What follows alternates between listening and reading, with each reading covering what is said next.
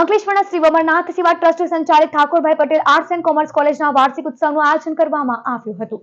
અંકલેશ્વરની શ્રી અમરનાથ સેવા ટ્રસ્ટ સંચાલિત Thakorbhai Patel art and commerce કોલેજના વાર્ષિક ઉત્સવનું અંકલેશ્વરમાં આવેલ શ્રી શારદા ભવન ટાઉન હોલ ખાતે આયોજન કરવામાં આવ્યું હતું, જેમાં ભરૂચ જિલ્લા ભારતીય જનતા પાર્ટીના પ્રમુખ પ્રકાશ મોદી, અંકલેશ્વર નગર સેવા સદનના પ્રમુખ લલિતાબેન રાજપુરોહિત, કારોબારી અધ્યક્ષ નિલેશ પટેલ, અંકલેશ્વર શહેર ભારતીય જનતા પાર્ટીના પ્રમુખ ધર્મેન્દ્ર પુષ્કરના, નોટિફાઈડ એરિયા ભાજપના પ્રમુખ જય તરૈયા, તાલુકા ભાજપના પ્રમુખ ચંદ્રેશ પટેલ સહિતના આગેવાનો તેમજ આમંત્રિતો ઉપસ્થિત રહ્યા હતા। વાર્ષિક ઉત્સવમાં વિદ્યાર્થીઓએ વિવિધ સુંદર સાંસ્કૃતિક કૃતિઓ રજૂ કરી હતી। આ સાથે સમગ્ર વર્ષ દરમિયાન રમતગમત તેમજ શૈક્ષણિક ક્ષેત્રમાં ઉત્કૃષ્ટ દેખાવ કરનાર વિદ્યાર્થીઓને ઇનામ આપી પ્રોત્સાહિત પણ કરવામાં આવ્યા હતા।